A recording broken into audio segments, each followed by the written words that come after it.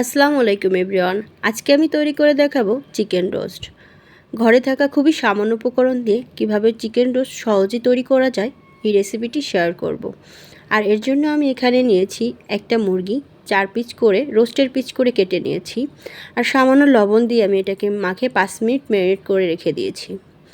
এরপরে আমি একটা ফ্রাই প্যানে তেল দিয়ে চিকেনটাকে ভাজি করে নিব, হালকা করে ভেজে নিব, খুব বেশি ভাজা যাবে না, এতে করে চিকেন রোস্টটা কিন্তু খুব শক্ত হয়ে যাবে। আর আমি এখানে নিয়েছি কাজু বাদাম আর কিছু কিশমিশ, 5 মিনিট ভিজিয়ে রেখে আমি এটাকে বেটে নিয়েছি।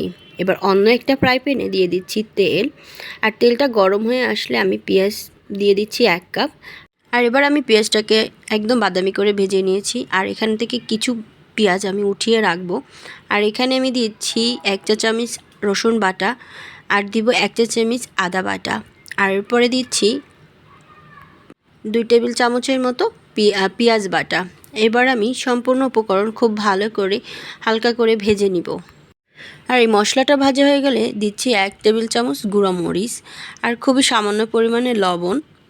আর এবার আমি দিব গরম মশলা, এখানে নিয়েছি দারুচিনি, এলাচ আর লবঙ্গ, আর খুবই সামান্য পরিমাণে জয়ত্রী ও জয়ফল। জয়ত্রী আর জয়ফল খুবই সামান্য পরিমাণে ইউজ করবে, নয়তোবা তিতে হয়ে যাবে। আর আমি ভেজে রাখা চিকেনটাকে এবার দিয়ে দিচ্ছি। আর এবার আমি চিকেনটাকে খুব ভালো করে মশলার সাথে কষিয়ে নিব।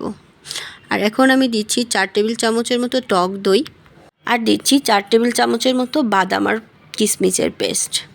বাদাম আর কিশমিশের পেস্টটা দেওয়ার চেষ্টা করবে, এতে করে রোস্টের টেস্ট কিন্তু অনেক ভালো হয়।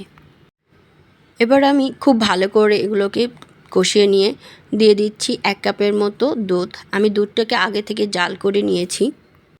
আর দিচ্ছি 1 টেবিল চামচের মতো চিনি। চিনিটা অপশনাল, আমি টেস্টের ব্যালেন্সের জন্য দিচ্ছি। আর এখানে দিচ্ছি 4 থেকে 5টা কাঁচামরিচ, জাস্ট ফ্লেভারের জন্য। এবার আমি চিকেনটাকে সিদ্ধ করে নিব। আর সিদ্ধ হয়ে আসলে আমি এখানে সেই আগে ভেজে রাখা পেঁয়াজের ব্রেস্তাটা দিয়ে দিচ্ছি, আর 1 টেবিল চামচ ঘি দিচ্ছি। আর ঘিয়ের ভিডিওটা নিতে একদমই ভুলে গিয়েছি। আর এরই সাথে তৈরি হয়ে গেল আমার চিকেন রোস্ট। খুবই সামান্য উপকরণ দিয়ে আজকের চিকেন রেসিপিটা তৈরি করেছি। কেমন লেগেছে অবশ্যই জানাবে।